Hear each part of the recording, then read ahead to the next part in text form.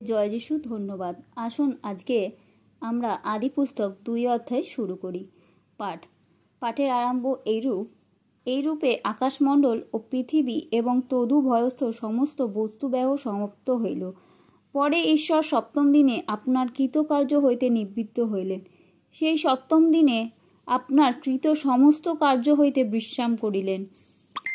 আর ঈশ্বর সেই সপ্তম দিনকে আশীর্বাদ করিয়া পবিত্র করিলেন, কেননা সেই দিনে ঈশ্বর আপনার শ্রেষ্ঠ ও কৃত সমস্ত কার্য হইতে বিশ্রাম করিলেন। প্রথম নরনারীর বিবরণ। সৃষ্টিকালে যে দিন সদাপ্রভু ঈশ্বর পৃথিবীর আকাশমণ্ডল নির্মাণ করিলেন, তখনকার আকাশমণ্ডল ও পৃথিবীর বৃত্তান্ত সেই সময় পৃথিবীতে ক্ষেতের কোনো উদ্ভিজ হইত না, আর ক্ষেতের কোনো ঔষধি উৎপন্ন হইত না, কেননা সদাপ্রভু ঈশ্বর পৃথিবীতে বৃষ্টি বর্ষার নাই, আর ভূমিতে কৃষিকর্ম করিতে মনুষ্য ছিল না। আর পৃথিবী হইতে কুজ্ঝটিকা উঠিয়া সমস্ত ভূতলকে জলসিক্ত করিল। আর সদাপ্রভু ঈশ্বর মৃত্তিকার ধূলিতে আদমকে অর্থাৎ মনুষ্যকে নির্মাণ করিলেন এবং তাহার নাসিকায় ফু দিয়া প্রাণবায়ু প্রবেশ করাইলেন। তাহাতে মনুষ্য সজীব প্রাণী হইল। আর সদাপ্রভু ঈশ্বর পূর্ব দিকে এদনে এক উদ্যান প্রস্তুত করিলেন এবং সেই স্থানে আপনার নিমিত্ত ওই মনুষ্যকে রাখিলেন। আর সদাপ্রভু ঈশ্বর ভূমি হইতে সর্বজাতীয় সুদৃশ্য ও সুখাদ্যদায়ক বৃক্ষ এবং সেই উদ্যানের মধ্যস্থানে জীবন বৃক্ষ ও সৎ জ্ঞানদায়ক বৃক্ষ উৎপন্ন করিলেন। আর উদ্যানে জল সেচনার্থে এদন হইতে এক নদী নির্গত হইল। উহা তথা হইতে বিভিন্ন হইয়া চতুর্মুখ হইল। প্রথম নদীর নাম পিশন। ইহা সমস্ত হবিলা দেশ বেষ্টন করে, তথায় স্বর্ণ পাওয়া যায়। আর সেই দেশে স্বর্ণ উত্তম এবং সেই স্থানে গুগগুল্লু ও গোমেদ কমনি জন্মে। দ্বিতীয় নদীর নাম গিহন। ইহা সমস্ত কুশ দেশ বেষ্টন করে। তৃতীয় নদীর নাম ইদেক্কল। ইহা অসুরিয়া দেশের সম্মুখ দিয়া প্রবাহিত হয়। চতুর্থ নদী ফরাত।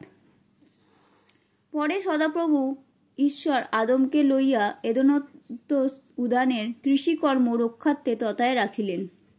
আর সদাপ্রভু ঈশ্বর আদমকে এই আজ্ঞা দিলেন, তুমি এই উদ্যানের সমস্ত বৃক্ষের ফল সচ্ছন্দে ভোজন করিও, কিন্তু সৎ জ্ঞানদায়ক যে বৃক্ষ তাহার ফল ভোজন করিও না, কেননা যেদিন তাহার ফল খাইবে সেই দিন মরিবে। আর সদাপ্রভু ঈশ্বর কহিলেন, মানুষের একাকী থাকা ভালো নয়, আমি তাহার জন্য তাহার অনুরূপ সহকারিণী নির্মাণ করি। আর সদাপ্রভু ঈশ্বর মৃত্তিকা হইতে সকল বন্য পশু ও আকাশের সকল পক্ষী নির্মাণ করিলেন। পরে আদম তাহাদের কি নাম রাখিবেন তাহা জানিতে সেই সকলকে তাহার নিকটে আনিলেন। তাহাতে আদম সেই সজীব প্রাণীর যে নাম রাখিলেন, তাহার সেই নাম হইল আদম। যাবতীয় গ্রাম্য পশুর ও খেচর পক্ষীর ও যাবতীয় বন্য পশুর নাম রাখিলেন, কিন্তু মনুষ্যের জন্য তাহার অনুরূপ সহকারিণী পাওয়া গেল না। পরে সদাপ্রভু ঈশ্বর আদমকে ঘোর নিদ্রায় মগ্ন করিলে তিনি নিদ্রিত হইলেন। আর তিনি তাহার একখান পঞ্জর লইয়া মাংস দ্বারা সেই স্থান পুরাইলেন। সদাপ্রভু ঈশ্বর আদম হইতে গৃহীত সেই পঞ্জরে এক স্ত্রী নির্মাণ করিলেন ও তাহাকে আদমের নিকটে আনিলেন। তখন আদম কহিলেন, এবার হইয়াছে, ইনি আমার অস্থির অস্থি ও মাংসের মাংস, ইহার নাম নারী হইবে, কারণ ইনি নর হইতে গৃহীত হইয়াছেন। এই কারণ মনুষ্য আপন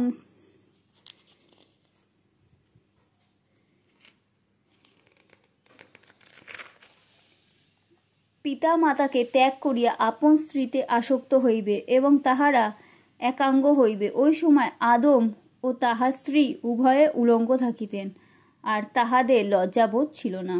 আমেন।